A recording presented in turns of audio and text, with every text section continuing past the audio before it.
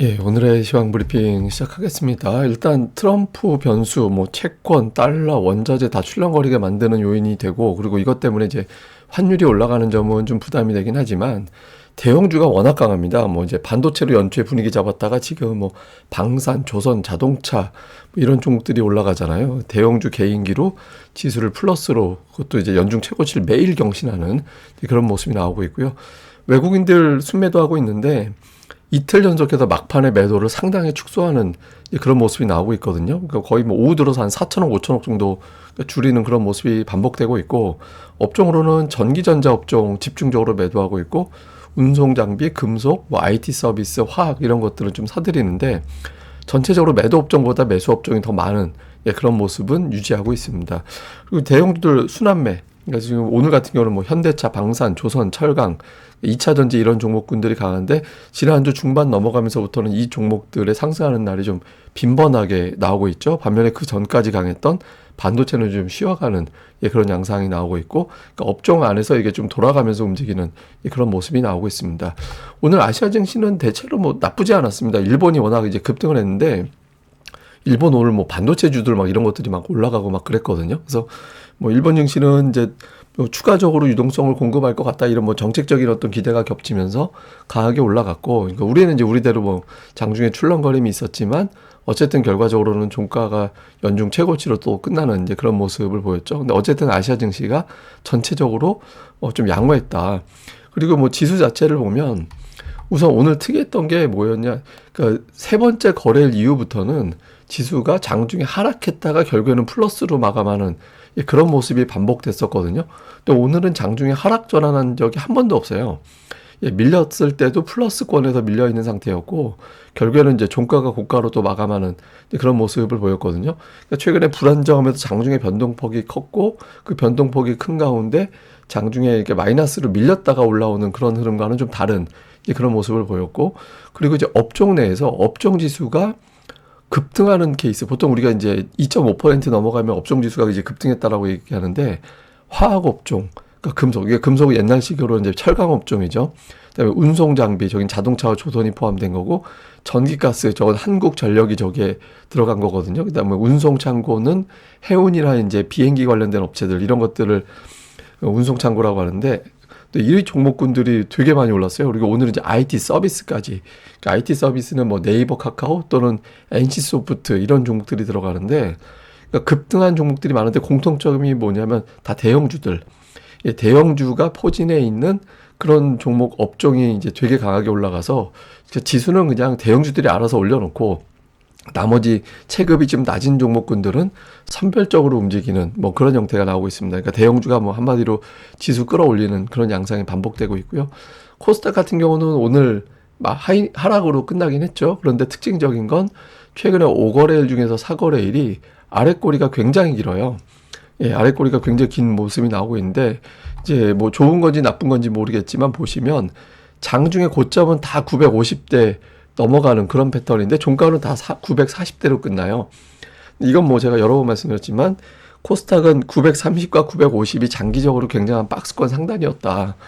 이제 그래서 이 구간에서 매도 물량이 반복적으로 좀 나오고 있긴 합니다. 그러니까 2022년부터 계속 950, 930 요 사이가 굉장한 어떤 상단으로 작동했었거든요. 그러니까 그러다 보니까 이 위치에서는 계속해서 이제 매도 물량이 나오면서 좀 흔들리는 그런 물량이 나오는데, 그러면서도 그렇게 터무니없이 빠지진 않잖아요. 그래서 물량을 잘 소화하고 있다. 그리고 이제 투자자들 일부는 코스피 대형주가 워낙 세게 가니까 그쪽에 관심을 가지면서 이제 코스닥 지수는 조금 눌려 있는 그런 이제 모습도 일부는 좀 있는 것 같습니다. 근데 이제 시장에서는 이제 트럼프 변수를 의식하고 있다 보니까 오늘 지수는 나쁘지 않았지만 양시장 다 하락 종목수가 상당히 많았잖아요. 그 영향을 준 거는, 이거 트럼프를 좀 아무래도 걱정해야 될 것 같은데, 이런 생각이 좀 있는 것 같아요. 지정학 문제 계속 일으키고 있죠. 베네수엘라, 이란, 그린란드, 쿠바 이런 것들 쓰시고 있고, 그다음에 이제 미국 내에서도 최근에 이제 좀 이민자로 추정하면서 누굴 괜히 이제 또 이제 경찰이 또 공격을 했다가 그것 때문에 또 시위 나오고 그러고 있잖아요. 그리고 또 연준과의 어떤 갈등, 파월을 수사한다고 이렇게 발표가 되어 있는 상태인데, 공화당 내부에서조차 이건 아니다, 그러니까 이렇게 좀 반발을 하고 있는 그런 상태고, 뭐 방위비를 대폭 올린다든가 카드사 이자를 상한을 제한한다든가 이런 이야기들 막 나오고 있거든요. 근데 이게 오늘 같은 경우 또 관세 뉴스가 이란과 거래하는 국가들에 대해서는 25% 관세를 부과할 거다, 이런 이야기를 했거든요. 지금 대법원에서 결론이 어떻게 나올지 모르는데 저 나라와 거래하면은 관세를 또 부과를 높이겠다라는 거예요. 그러니까 지금 트럼프가 막 뿌리고 있죠. 그러니까 이게 시장에서는 너무 트럼프가 저렇게 메시지 내놓는 것 자체가 좀 부담이 된다. 그러니까 이런 어떤 인식, 특히 이제 그러니까 이렇게 되면 그러니까 미국 주식, 미국 채권, 달러 전부 다 매도할 수도 있고, 그러면 안전자산으로 갈 수도 있다. 그러니까 이런 어떤 분석이 있거든요. 그럼 이제 안전자산 중에서도 그냥 금과 은 정도. 이 외환시장에서 안전자산이라가 보통 이제 스위스 프랑 이런 거를 이제 안전자산으로 보긴 하는데, 어쨌든 전체적으로 금융시장이 좀 흔들릴 수 있고, 이렇게 되면 우리 증시는 보통 한국 주식, 아시아 증시 이쪽은 위험자산으로 분류가 되잖아요. 주식 자체가 위험자산이기도 하지만. 그러니까 이런 것들은 좀 부담이 될 수 있거든요. 그래서 실제로 보면 이제 미국 금리가 막 꾸역꾸역 올라가면서 어제 장중에는 10년물 금리가 4.2% 넘어가기도 했어요. 그러니까 미국 금리 계속 올라가면 우리나라에서 기업들이나 우리나라 정부에서 조달하는 자금 금리가 올라가기 때문에 좀 부담이 되거든요. 그래서 뭐 금리가 계속 올라가는 거는 미국 정책에 대한 신뢰도가 낮아지니까 미국 채권을 파니까 이제 금리가 올라가는 거죠. 그래서 4.2% 10년물 기준으로 4.2% 넘어가면 부담이 되거든요. 근데 시장에서는 어떤 이슈가 있냐면 작년도 4월에 나온 뉴스인데 트럼프가 갑자기 관세 부과한다는 뉴스를 막 세게 내놨다가 갑자기 관세를 유예한다라는 보도가 나오고, 그때 어떤 의심을 받았냐면 채권 금리가 폭등을 하니까 트럼프가 이것 때문에 금리가 오르는 거 보고 놀래가지고 중지한 거다. 왜냐하면 이제 그 트럼프의 금융자산 중에 60%가 채권이라고 알려져 있거든요. 근데 채권은 금리가 올라가면 채권 가격이 빠지는 거예요. 예, 그러니까 자기가 보유하고 있는 채권의 가격이 자꾸 떨어지는 결과가 되니까 이거 이렇게 되면 내 재산이 날아가는 거잖아. 이래서 아마도 시장에서는 적당한 선에서 금리를 이렇게까지 금리가 올라가면 트럼프가 한 발 물러설지도 모른다. 우리가 보통 이제 트럼프는 결정적인 순간에 물러선다라고 해서 그걸 타코라고 하잖아요. 그래서 이번에도 트럼프가 막 요란하게 이것저것 다 던지고 있긴 하지만 그 중에 일부는 나중에 좀 후퇴할 거야, 뭐 이런 식으로 해석을 하는 것 같아요. 그래서 트럼프의 이슈가 막 쏟아져 나오는 가운데서도 극도로 불안해하지는 않는 것 같다. 그래서 이제 아시아 증시도 오늘은 대체로 좀 상승한 것 같다, 이렇게 지금 보여집니다. 근데 어쨌든 지금 보면 막 은 가격 엄청나게 올라가고 있잖아요. 뭐 증거금 높인다라고 해서 급락을 해가지고 은 가격 급락 때문에 주식시장에 영향을 받고 막 그런 출렁거림도 있었는데, 지금 막 은 가격 올라가는데 요게 또 너무 올라가면 이것도 또 문제가 돼요. 그러니까 안전자산이라는 건 적당히 강하게 올라가야지, 너무 강하게 올라가게 되면 저기서 또 갑자기 변동성이 만들어지면서 주식시장이 출렁거리게 되고, 또 안전자산이 오히려 투기적인 자산이 되면서 저쪽으로 또 자금이 몰리는 그런 결과가 나올 수 있거든요. 그래서 그러니까 오늘 이후에 이제 미국의 금리가 좀 안정되는지, 그다음에 안전자산으로서 과도하게 올라갔던 금과 은에 대한 은 가격이 좀 추세가 진정되는지, 그러니까 이 부분도 단기적으로 좀 중요한 변수가 될 것 같습니다. 뭐 주요 종목으로는 그냥 오늘은 뭐 시황적인 측면보다 그냥 종목이 나은 거잖아요. 현대차가 오늘 또 10%나 급등을 했습니다.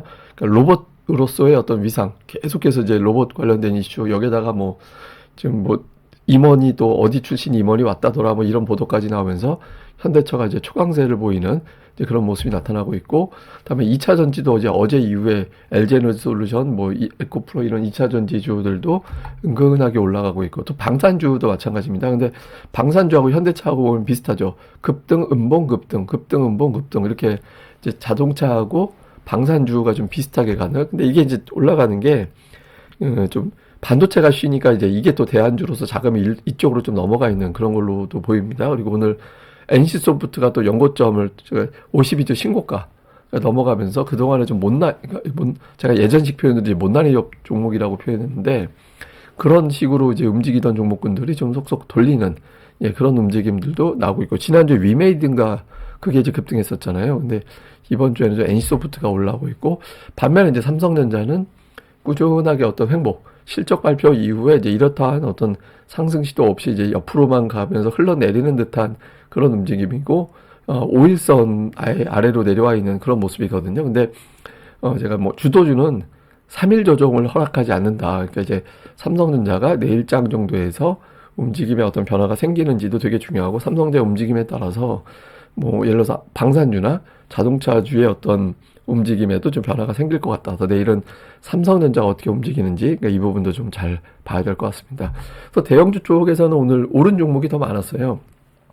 시가총액 두 종목이 1, 2위가 거의 20포인트를 끌어내렸는데 나머지 종목으로 다 끌어올렸죠. 특히 현대차가 지금 시총이 83조 원 했거든요. 제가 이제 저게 시총 순위까지는 제가 잘 모르겠고, 그 LG에너지 솔루션 시총은 뒤집을 것 같다고 뭐 제가 뭐 그런 이야기 할 때, 그때는 되게 격차가 컸을 때였는데, 근데 이게 설마 하다가 지금 거의 10% 정도까지 좁혀졌어요. 그래서 이제 어쨌든 요게 이제 이대로 가는지, 근데 어쨌든 현대차뿐만 아니라 2차 전지도 강하고 방산주도 강하고 조선도 강하고 원전은 빠지고 조방원 중에서 조방이 강하게 가는 그런 모습이 나오고 있고요.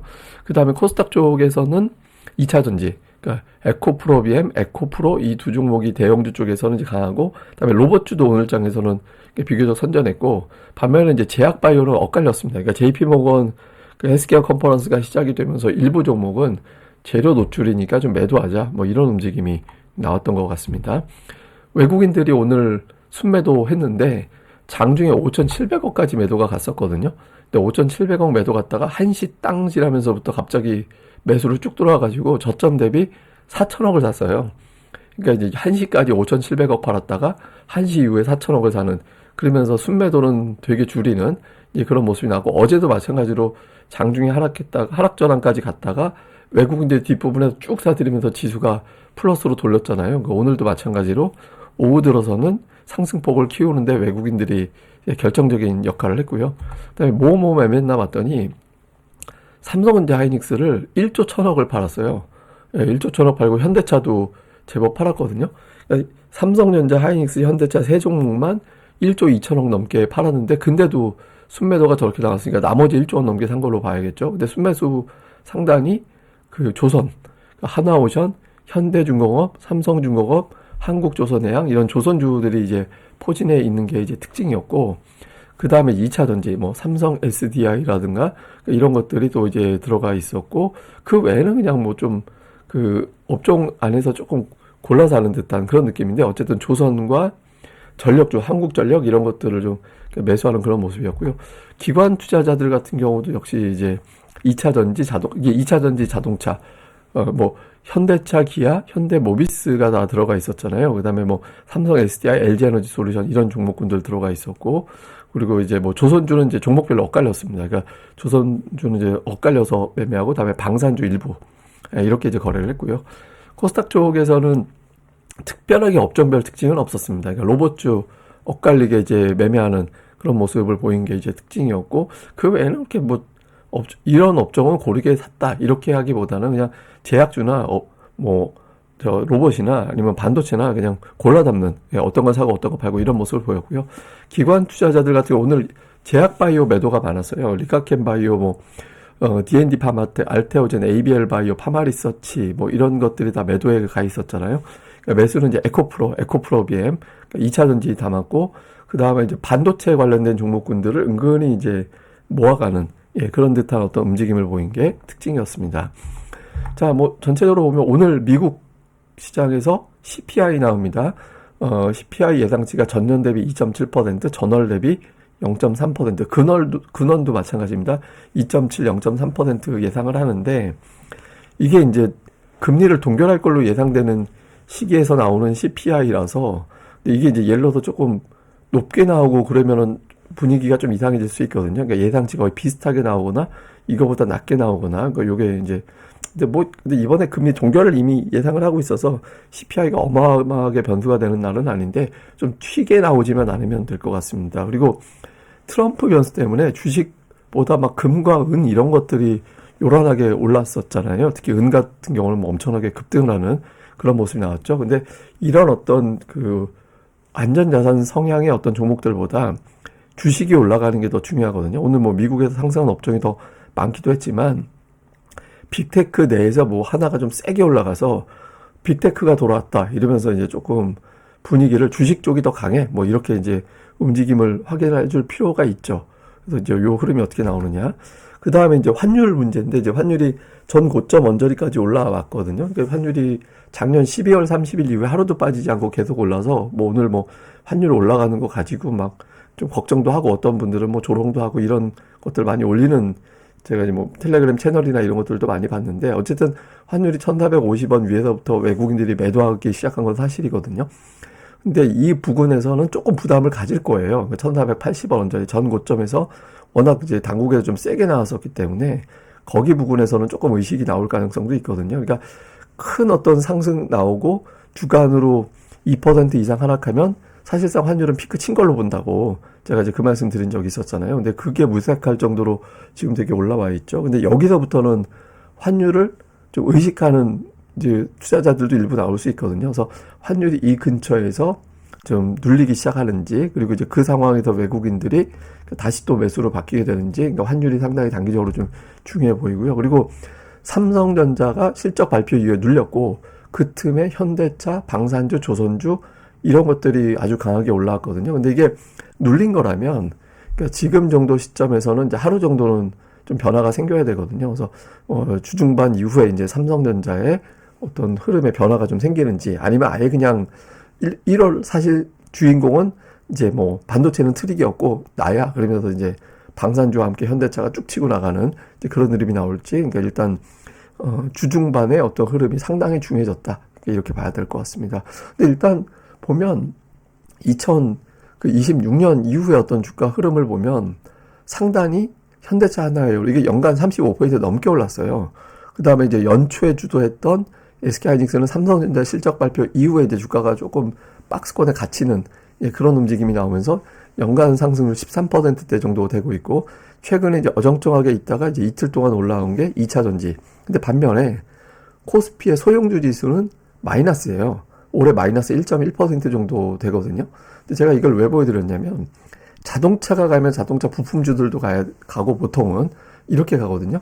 그리고 이제 뭐 예를 들어서 하이닉스가 가면 하이닉스에 공급하는 업체들이 가고, 이렇게 이제 가는 흐름이 나와야 되는데, 지금은 시장이 철저하게 수박 전략, 그러니까 한 바퀴 굴렀을 때 큰 돈을 벌 수 있는 종목, 그러니까 수익률보다 큰 수익금 전략으로 지금 가고 있는 그런 단계거든요. 근데 이게 어느 정도 진행이 되고 예탁금이 들어오고 하면 일부 주변주로 조금씩 확산이 됩니다. 그래서 지금 보면 약간 주변주로 확산돼서 좀 뭐 가는 종목, 딸려서 가는 종목들이 조금씩 나오기도 하거든요. 그래서 주포가 외국인이기 때문에 이 지금은 메인 주도주들 또는 이제 주도주 내에서 좀 쉬었던 종목군들, 이런 것들에 대한 관심은 계속해서 가져나갈 필요가 있다. 그리고 항상 주도주는 그냥 주도주다. 그러니까 그 주도주 외에서 노는 거는 리스크가 있다, 이렇게 봐야 되는데, 다만 이제 일부 자금은 이제 예탁금도 조금 뭐 출렁거리긴 했지만 어쨌든 저점 대비는 올라와 있는 상태거든요. 그래서 주변주들 일부에 대해서는 움직임을 좀 주시해 볼 시기도 되어 가고 있다, 이렇게 돼서 좀 같이 살펴볼 필요도 있는 것 같습니다.